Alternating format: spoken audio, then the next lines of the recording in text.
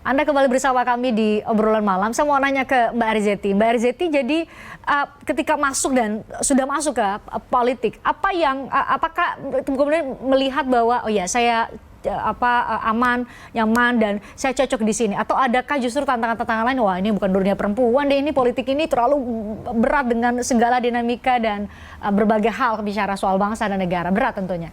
Enggak juga ya, pada saat masuk di politik, kalau tadi Teh Neti bilang support system, di awal pertama kali masuk panggung yang berbeda gitu ya, komunikasi dulu ke suami, ke pasangan, ke Mas Didit gitu ya, beliau ternyata menginginkan perempuan itu ketika diberikan izin gitu ya, dia akan lepas gitu loh. Lepas dalam arti ada batasan gitu ya, tapi kan nggak ada beban karena dia harus meninggalkan anak-anak, tanggung jawab. Tapi kembali lagi itu kan tadi dikatakan bahwa mutual kita harus understanding ya. Kita harus bersama menjadi tim. Jadi ketika sudah ada di dalam dunia entertainment dahulu itu, kemudian berbicara bahwa setelah adanya usia, kemudian berpikir bahwa saya harus punya panggung gitu ya. Kalau dulu mungkin panggungnya adalah panggung untuk diri sendiri. Kalau sekarang adalah panggungnya untuk keberadaan kita di masyarakat. Jadi artinya panggung itu sangat kita rasakan bahwa sangat baik. Jadi artinya kalau perempuan ada di dalam dunia politik, itu ranahnya adalah yakin sekali bahwa perempuan itu kan pinter untuk memanage, perempuan tuh bisa mengatur segala sesuatu. Ini sifat-sifat bawaan yang positif maksud Anda ya? Ya betul, sangat positif, dan perempuan di politik itu aku merasa bahwa secure ya, aman ya, karena memang sifat perempuan itu sangat berhati-hati. Sifat perempuan tuh sangat melakukan segala sesuatu tuh dengan pemikiran yang matang. Pada saat dititipkan amanah dia akan bekerja dengan sungguh-sungguh gitu ya. Kalau tadi dikatakan Wani Piro, NPWP, nomor Piro, Wani Piro gitu ya. Tapi perempuan biasanya mereka karena belusukannya adalah pakai hati, bekerja pakai hati, biasanya mereka tidak akan bicara transaksional. Karena apa? Karena perempuan itu ketika terpilih, dititipkan satu amanah, dia akan bekerja dengan hati, dan apa yang dilakukan di pusat atau di parlemen, kemudian dia akan gelontorkan ke konstituennya, itu bicaranya adalah tidak ada yang namanya Wani Piro, bayar berapa, mau berapa, itu nggak ada. Karena memang semuanya dilakukan dengan hati. Jadi permasalahan perempuan itu biasanya yang tahu adalah perempuan itu sendiri. Gitu loh. Bisa saling mengerti ya, jauh lebih memahami. Nah, tapi kan itu di dunia politik, jangan kan di dunia politik, tapi di dunia kerja aja kan ada misalnya kalau perempuan lagi marah-marah itu biasanya mereka menghubungkan dengan misalnya, oh ini lagi PMS nih, oh ini lagi bad mood. Itu sangat seksis bagi pria-pria di luar sana yang menghubung-hubungkan misalnya sifat kita yang agak keras dengan misalnya kondisi biologis atau hal-hal yang biologis yang harus kita alami. Itu sangat-sangat tidak gentleman, sorry to say. Tapi saya mau minta pendapat Bu Neti soal tadi perempuan bisa apa sih ketika terjun ke politik? Itu jadi pertanyaannya. Apakah hanya sekadar menjadi jargon atau menunjukkan ke mata dunia bahwa kita sudah masuk ke era modern, ada perempuan yang punya kesempatan sama dengan laki-laki, atau ada hal lebih substantif menurut Anda di titik Anda saat ini sudah mendapat kesempatan menjadi wakil rakyat? Ya. Tentu saja perempuan bukan sekedar ada dan mengenapkan. Keberadaan perempuan itu justru untuk menyuarakan apa yang menjadi pengalaman perempuan yang tidak dialami oleh laki-laki. Dan itu harus bisa disuarakan dan dituangkan dalam kebijakan, Mbak Christian. Karena kalau kita bicara tentang kebutuhan masyarakat, bukan hanya masyarakat yang berjenis kelamin laki-laki yang kemudian diadvokasi dalam bentuk kebijakan, tapi juga kebutuhan kaum perempuan. Seperti misalnya bagaimana kesulitan perempuan menjalani proses kehamilan, melahirkan, sampai kemudian kita mengenal terminologi kematian ibu pada saat melahirkan, bagaimana kita berupaya untuk menurunkan angka kematian ibu, angka kematian balita, termasuk stunting, menurunkan stunting yang ternyata adalah gagal tumbuh karena kekurangan energi kronik selama 1000 hari pertama kehidupan. Itu kan sebetulnya kalau kita bicara bandulnya berat ke perempuan begitu. Kenapa? Karena yang hamil perempuan, yang harus menjaga kandungan itu perempuan.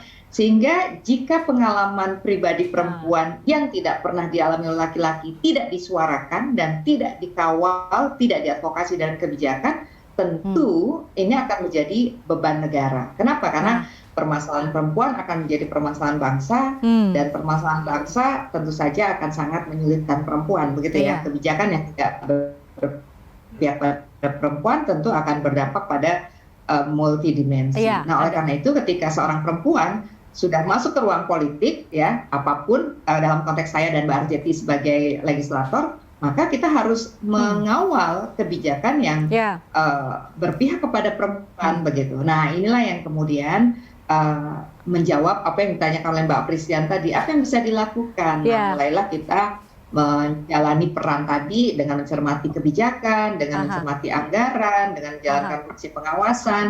Nah, ini yang menurut saya tentu menjadi satu hal yang sangat challenging begitu ya, ketika perempuan sudah masuk ke dalam. Baik, kalau dari Anda Mbak Titi, Anda melihat apa yang bisa sebenarnya dilakukan oleh perempuan ketika dia mendapat kesempatan masuk ke dunia politik? Dari tataran ideal sampai tataran faktanya saat ini, apakah cukup berpengaruh untuk memberikan kebijakan-kebijakan yang juga pro perempuan?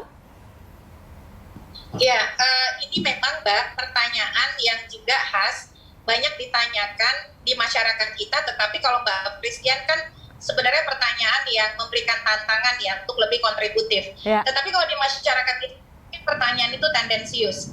Jadi kehadiran perempuan, sudahlah mereka sulit untuk mendapatkan akses dan kesempatan, masih juga dilekati oleh beban yang tidak dilekatkan pada laki-laki. Misalnya gini, wah perempuan itu kalau memimpin memangnya dia bisa apa? Sementara kita tidak pernah mempertanyakan. Atau minimal dibilang mudi lah, atau tadi yang seperti saya bilang Mbak Titi, banyak sekali yang menghubungkan bisa kondisi biologis kita misalnya yang harus ada PMS, kemudian dibilang oh ini lagi marah-marah nih gara-gara PMS nih, ini namanya juga perempuan, ya udah nggak usah lah. Itu kalimat-kalimat yang sering keluar tidak hanya dari laki-laki tapi juga sesama perempuan, yang mungkin itu bagian dari frame berpikir dia bahwa ada judgement di belakang dia yang kemudian menggunakan itu menjadi tolak ukur mengukur kita gitu ya. Silakan dilanjutkan Mbak Titi.